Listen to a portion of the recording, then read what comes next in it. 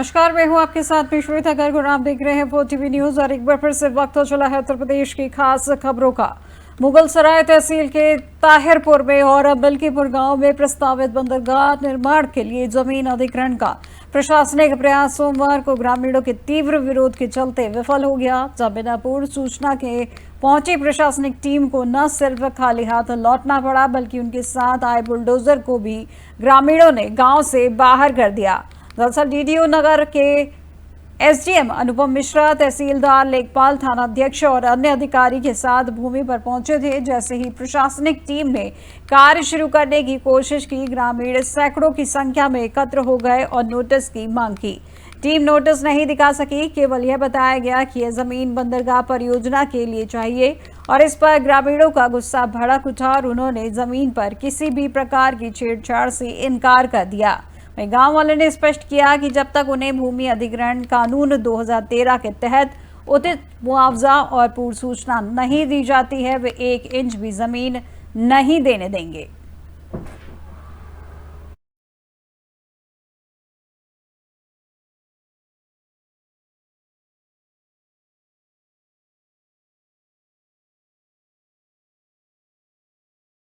बलिया जिले में Arun medical store के दुकानदार एवं व्यापारी नेता अरुण गुप्ता को बदमाशों ने गोली मार दी है, जिससे दवा व्यापारी की हालत गंभीर बनी हुई है, जिसको देखते हुए डॉक्टरों ने बेहतर इलाज के लिए वाराणसी के लिए रेफर किया है। और इस घटना से नाराज व्यापारियों ने 2 दिन का अल्टीमेटम देते हुए कहा कि आरोपी गिरफ्तार नहीं हुआ तो दुकान बंद करके विरोध प्रदर्शन किया जाएगा। और यह पूरा मामला सदर कोतवाली अंतर्गत काशिम बाजार रोड का बताया जा रहा है, जब भारी संख्या में पुलिस बल तैनात है। वहीं पुलिस सीसीटीवी कैमरे खंगाल रही है और इस घटना की जांच पड़ताल में जुटी हुई है।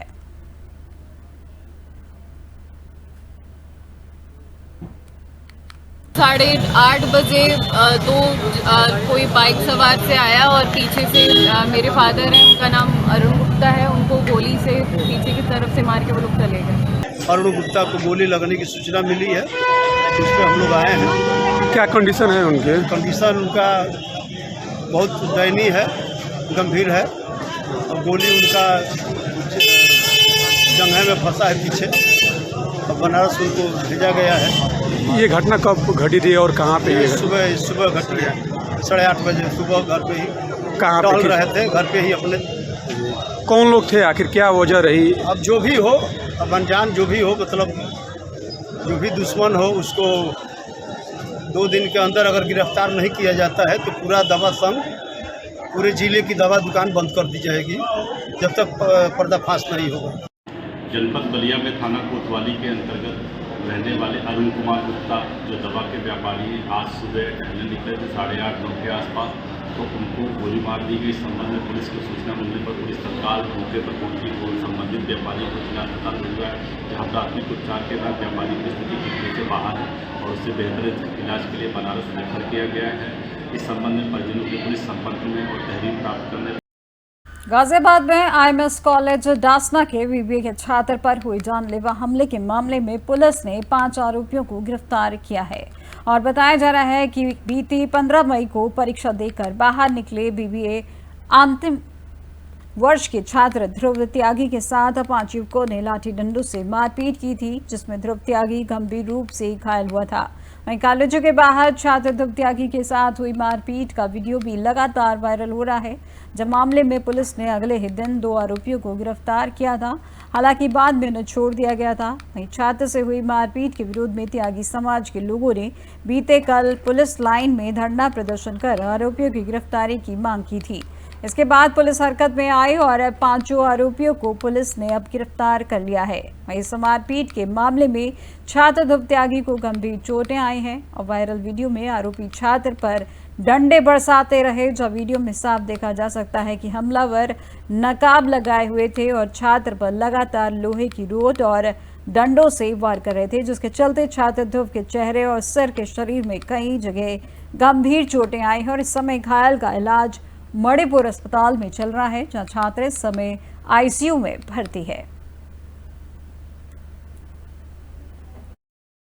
दिनांक 16/5/2025 को वादी उदय त्यागी पुत्र मुकेश कुमार त्यागी द्वारा थाना वेव सिटी पुलिस को ये बताया गया कि 15/5/2025 को उनके भाई ध्रुव त्यागी को IMS कॉलेज के सामने कुछ लड़कों द्वारा बुरी तरह से लाठी डंडों से मारा गया और उनके द्वारा उन्हें मणिपाल हॉस्पिटल में भर्ती करवा दिया गया।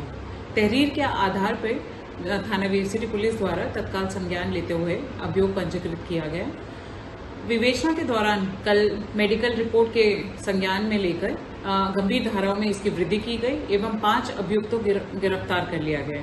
अभियुक्तों को हिरासत में लेने के बाद अग्रिम वैधानिक कार्रवाई की। दिनांक 16/5/2025 बिजनौर जिले में डीएम जसजीत कौर और एसपी अभिषेक ने ग्राम चौपाल का आयोजन किया, जो थाना नजीबाबाद क्षेत्र अंतर्गत ग्राम मेदूवाला आयोजित किया गया। इसमें ग्रामवासियों की समस्याओं व उनके समाधान के बारे में चर्चा की गई और इसके साथ ही प्रधानमंत्री जनमन आवास योजना के अंतर्गत पात्र लाभार्थियों को स्वीकृति पत्र भी प्रदान किए गए और इस दौरान अन्य प्रशासनिक व पुलिस के अधिकारीगण मौजूद रहे। वहीं बिजनौर के थाना नजीबाबाद क्षेत्र के गांव मेदूवाले का बताया जा रहा है।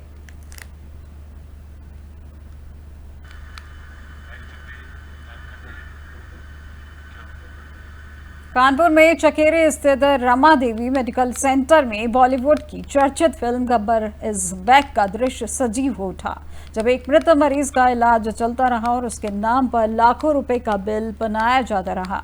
दरअसल फतेहपुर के हुसैनगंज निवासी राजाराम को 16 मई को गंभीर हालत में कानपुर लाया गया था, जहां आंत फटने की वजह से उन्हें रमा देवी मेडिकल सेंटर में भर्ती कराया गया था, जहां डॉक्टर ने परिजनों को बताया कि इलाज में करीब 60 से 70 हजार रुपए का खर्च आएगा, लेकिन हकीकत इससे कहीं अधिक भयावह निकली। वहीं राजाराम के बेटे हिमांशु मौर्य ने बताया कि अब तक इलाज के नाम पर 2,38,000 रुपए से अधिक वसूले जा चुके हैं। हिमांशु खुद पेशे से मजदूर है और पिता के इलाज के लिए 8% ब्याज पर कर्ज लेकर अस्पताल के बिलों का भुगतान कर रहे थे। दरअसल बीते मंगलवार 20 मई की रात जब अस्पताल लगातार पर्चे पर पर्चा बनाता रहा और राशि की मांग करता रहा, तो परिजनों को शक हुआ और उन्होंने 112 नंबर पर फोन कर पुलिस को बुलाया।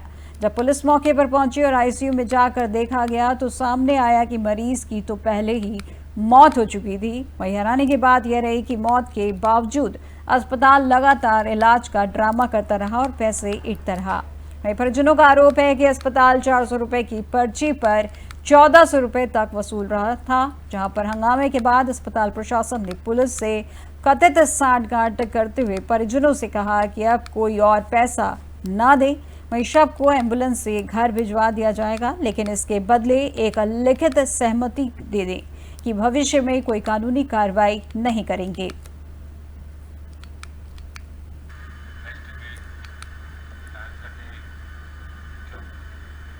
लखीमपुर खीरी के मजगई थाना क्षेत्र में सुबह की एक दर्दनाक हादसा हुआ है, जहां तेज आंधी तूफान के चलते पतिया फार्म में दीवार गिरने से घर में सो रहे परिवार के 5 लोग नीचे दब गए, जहां ग्रामीणों ने मौके पर पहुंचकर दीवार के नीचे दबे सभी घायलों को निकालकर एम्बुलेंस की सहायता से निगासन सेहत से पहुंचाया, जहां डॉक्टरों ने पिता और पुत्री को मृत घोषित कर दिया। अब परिवार के अन्य सदस्यों का उपचार चल रहा है। वहीं सूचना पर पहुंची पुलिस ने शव को पोस्टमार्टम के लिए भेज दिया है। वहीं परिवार वालों का रो रो कर बुरा हाल है।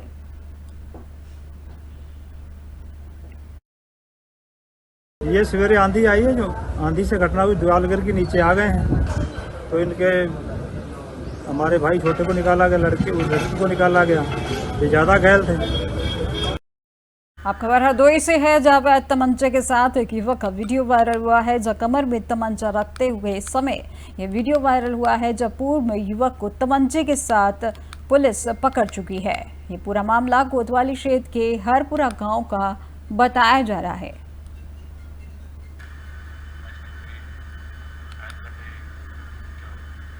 खबर वाराणसी से है, जहां संकट मोचन मंदिर के महंत विशंबर नाथ मिश्रा के घर करोड़ों रुपए की चोरी हुई है, जिसको लेकर बताया जा रहा है कि महंत के घर से 3 पीढ़ियों के पुश्तैनी गहने और कैश पर चोरी ने हाथ साफ किया है। जहां इस खबर से महंत को तब लगी जब उनके घर के नौकर ने उन्हें फोन से इसकी सूचना दी, जिसके बाद महंत ने दिल्ली से वापस आकर चोरी की शिकायत संबंधित बेलूपुर थाने के पुलिस में दी। जहां इसके बाद वाराणसी के बेलूपुर थाना मुकदमा दर्ज करने के बाद वाराणसी पुलिस ने छानबीन शुरू की, जहां बेलूपुर पुलिस ने घर के नौकर से पूछताछ की और इस दौरान नौकरों को मिलीभगत होने की जांच सामने आई, जिसके पश्चात पुलिस ने कार्रवाई करते हुए फरार हुए अभियुक्तों की तलाश शुरू की। चतोरी का अंजाम देने में घर के ही नौकर ने बाकायदा प्लानिंग के तहत घटना को अंजाम दिया था और अपने दोस्तों के साथ मिलकर करोड़ों रुपए के जेवरात को लेकर फरार होने की कोशिश की थी। वहीं अभियुक्त द्वारा माल को आपस में बांटे जाने के बाद दूर भागने की फिराक की सूचना मिलने पर वाराणसी पुलिस के द्वारा घेराबंदी कर शामिल 6 अभियुक्तों को पुलिस ने देर रात थाना रामनगर टेंगरा मोड़ पर बदमाश और पुलिस के बीच मुठभेड़ के दौरान गिरफ्तार करने में सफलता हासिल की है। ये रविवार की सुबह जो संकट मोचन के महंत जी हैं, इनके घर पे एक चोरी हुई थी, जिसमें कई गहने और इसमें नगद कैश चोरों द्वारा घर से लूट लिया गया था। इसी में महंत जी द्वारा सोमवार को इसकी सूचना थाना स्थानीय पर दी गई थी जब वो दिल्ली से वापस आए, और इसी पे पुलिस के द्वारा तत्काल मौके पे पहुंचकर सीसीटीवी जो फुटेज थी वो खंगाली गई थी। इसी में जो कुछ लोग मुंह नकाबपोश होकर के, मुंह छुपा करके घर के अंदर प्रवेश करते हुए दिखे थे। इनके जो कर्मचारी थे उनके बारे में पूछताछ की गई थी और उसी के बाद पुलिस की कई टीमें इसमें गठित की गई थी, जिसमें एसओजी, सर्विलांस और अन्य थानों की फोर्स इसमें लगाई गई थी। इसी में जब यहाँ पे सूचना मिली थी और सर्विलांस के माध्यम से इनको ट्रेस किया जा रहा था, तो इनकी लोकेशन जो है रामनगर के एक देहात एरिया में आ रही थी। इसी को लेकर के पुलिस की टीम द्वारा दबिश दी गई, जिसमें एसओजी प्रभारी और मैं बेलूपुर थाना प्रभारी और रामनगर थाना प्रभारी अपनी फोर्स के साथ। एटा उत्तर प्रदेश के जनपद में थाना मलावन क्षेत्र स्थित जवाहरपुर तापीय परियोजना में करंट से घायल एक मजदूर की मौत के बाद रविवार को जमकर हंगामा हुआ। मृतक के परिजनों ने शव प्लांट गेट पर रखकर मुआवजे की मांग को लेकर प्रदर्शन किया और इस दौरान हालात बेकाबू हो गए। पुलिस का आरोप है कि मौके पर पहुंचे भाजपा नेता पूर्व विधायक अजय यादव ने भीड़ का नेतृत्व किया और संयंत्र परिसर में जबरन घुस गए। यह घटना बीते शनिवार को जवाहरपुर थर्मल पावर प्लांट में हुई, जहां नगला भोपाल निवासी पंकज नामक मजदूर को करंट लग गया, जिसे गंभीर हालत में आगरा ले जाया गया, जहां इलाज के दौरान उसकी मौत हो गई और इसके बाद बीते रविवार को उसका शव लेकर परिजन और ग्रामीण प्लांट परिसर पहुंचे और मुख्य गेट पर शव रखकर धरना शुरू कर दिया। इसी दौरान रेवाड़ी निवासी पूर्व विधायक अजय यादव और उनके साथ भाजपा नेता राजेश यादव भी मौके पर पहुंच गए, जहां पुलिस का आरोप है कि उन्होंने बैरिकेडिंग हटाकर जबरन घुसने की कोशिश की और ड्यूटी पर मौजूद थाना प्रभारी जेपी अशोक समेत पुलिसकर्मियों से धक्का मुक्की कर उन्हें गिरा दिया गया। मालवन थाना प्रभारी रोहित राठी की रिपोर्ट के मुताबिक मृतक के भाई राम किशन उर्फ रामू दीपक यादव और अन्य लोगों ने संयंत्र की सुरक्षा व्यवस्था भंग कर दी। वहीं आरोप है कि पूर्व विधायक अजय यादव के नेतृत्व में भीड़ संयंत्र के निषिद्ध क्षेत्र में घुस गई और जिससे कर्मचारियों और अधिकारियों में अफरा तफरी मच गई।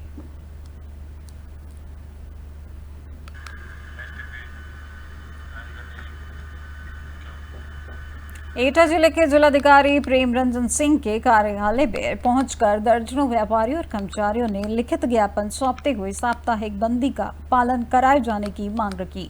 व्यापारियों का कहना है कि जिले में व्यापारी साप्ताहिक बंदी का पालन नहीं कर रहे, जिसकी वजह से तमाम कंपनियों के कर्मचारियों को भी अवकाश के दिन पर कार्य करना पड़ रहा है, जिसकी वजह से कर्मचारी मानसिक अवसाद से ग्रसित हो रहे हैं। व्यापारियों ने डीएम को लिखित पत्र सौंपते हुए साप्ताहिक बंदी का पालन कराने की मांग की है और इस पर व्यापारी नीरज कुमार ने जानकारी देते हुए बताया कि पहले तो नियमित रूप से साप्ताहिक बंदी होती थी, लेकिन अब साप्ताहिक बंदी का जिले भर में पालन नहीं हो रहा है। व्यापारी भी साप्ताहिक बंदी के पक्ष में हैं और हम लोगों को भी काफी दिक्कतों का सामना करना पड़ता है और घरेलू कामकाज भी प्रभावित हो रहे हैं। सर ये हम साप्ताहिक बंदी के लिए आए हुए हैं। साप्ताहिक बंदी में क्या है सर, कुछ लोग क्या है, पहले तो बिल्कुल 100% मार्केट बंद होता था, लेकिन अभी कुछ समय से क्या है फिर वापस से खुलने लगा है। इससे सर क्या है, हमको थोड़ी दिक्कत भी होती है और जो हमारे घर के कार्य होते हैं और जैसे कि मान लीजिए कहीं जाना हो, वो भी हमारे काम नहीं हो पाते हैं और तनाव। जैतरा थाना क्षेत्र में विकलांग महिला सहित परिजनों के साथ मारपीट का मामला सामने आया है, जिसको लेकर पीड़ित पक्ष ने एसएसपी से न्याय की गुहार लगाई है। बताया जा रहा है कि नामजद लोगों द्वारा तमंचे के बल पर घर में घुसकर परिजनों के साथ मारपीट और फायरिंग की गई, जहां पीड़ित आदेश ने एसएसपी कार्यालय पहुंचकर प्रार्थना पत्र देते हुए आरोपियों की गिरफ्तारी की मांग उठाई है। और यह पूरा मामला जैतरा थाना क्षेत्र के शास्त्री नगर मोहल्ला का बताया जा रहा है। इसके साथ ही पीड़ित ने एसएसपी कार्यालय पहुंचे जैतरा थाना पुलिस पर भी रिपोर्ट न लिखने का आरोप लगाया है। हमारे घर पे आए, खुद चढ़ के झगड़ा हुआ, मारपीट हुई है। जब हमारे साथ की, हमारी बहू थी अकेली घर पे, जब हमने मतलब बोला तब हमारे ऊपर खुद मारपीट करवाई जितेंद्र ने और देवेंद्र ने। अच्छा, क्या रंजिश है, क्यों मारपीट हुई? रंजिश ये हम घर पे नहीं थे, हम अपने काम करने चले जाते हैं, इसलिए हम आए। जब हमारे साथ उन्होंने किया, मारपीट की, घर पे चढ़ के आ। जब हमारा बच्चा था छोटा, उसे उत्तर प्रदेश के लखीमपुर खीरी में एक बार फिर मौसम का रुख बदला है, जहां सुबह 5:30 बजे से तेज हवाओं के साथ धूल भरी आंधी व भारी बारिश हुई है। जहां पर अगर गर्मी की बात की जाए तो लोगों को गर्मी से राहत मिली है और इस दौरान किसानों को आम और केले की फसल में भारी नुकसान हुआ है।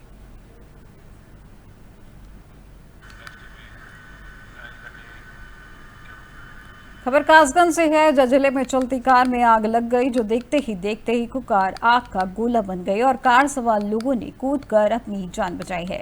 चलती कार में आग लगने से अफरा तफरी मच गई। साथ ही इको कार में आग लगने से सड़क पर सभी वाहन रुक गए, जहां कार में आग लगने की सूचना पुलिस को दी गई। सूचना पर पहुंची पुलिस और फायर ब्रिगेड की टीम ने आग पर काबू पाया। जब तक फायर ब्रिगेड की गाड़ी पहुंची तब तक कार जलकर राख हो गई थी। कोतवाली सहावर क्षेत्र के गंज डुंडवारा रोड का ये मामला बताया जा रहा है।